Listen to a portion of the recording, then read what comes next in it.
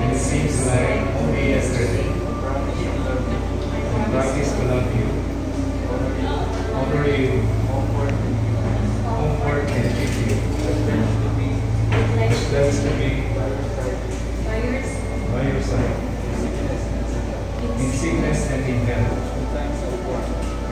someone in times of pain, to you.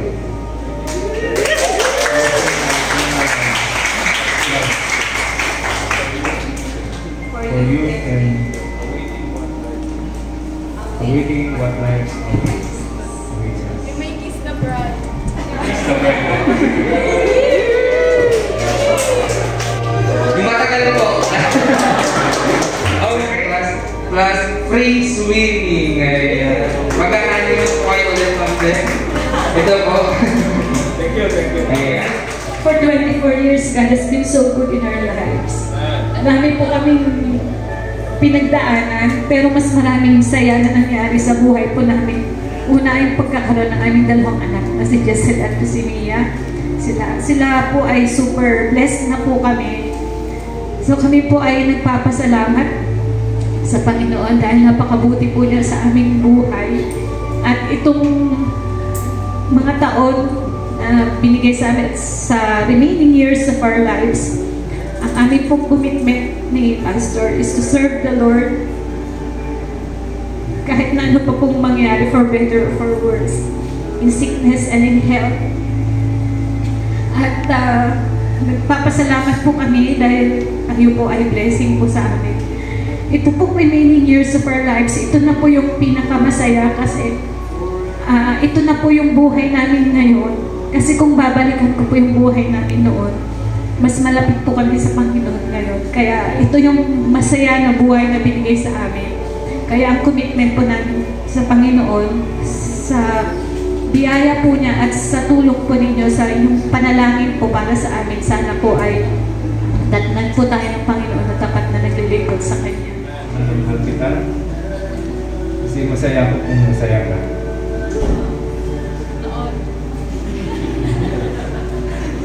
Yun lang yung nasa damdamin ko. Basta masaya si Mrs. Masaya na ako. Kasi iba kasi yung nararamdaman ko pag masaya si Mrs. Kaya di naman siya spoiled masyado. Pero gusto ko lang kasi na may mga restriction din. Pero gusto ko lang talaga na masaya siya para masaya din ako. So, pinapakita namin ito sa lahat para mag-glorify po ang Panginoon, saka maging inspiration din po kami na kung saan nandun po yung pagmamahalan. Mahirap po kasi yung nagsasama na hindi nagmamahalan.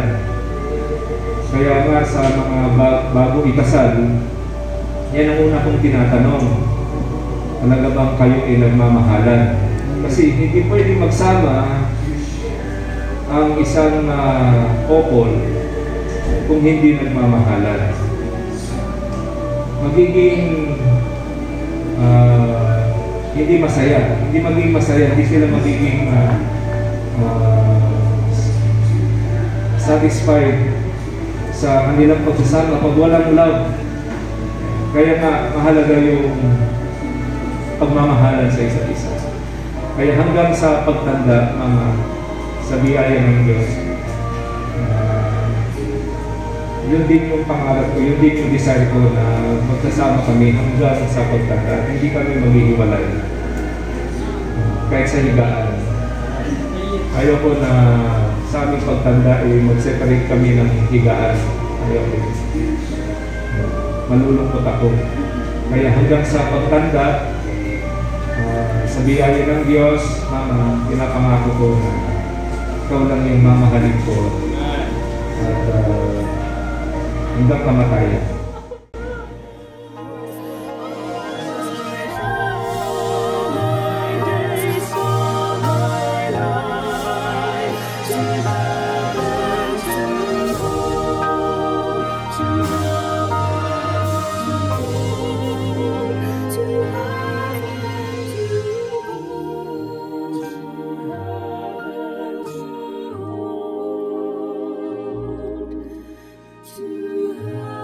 To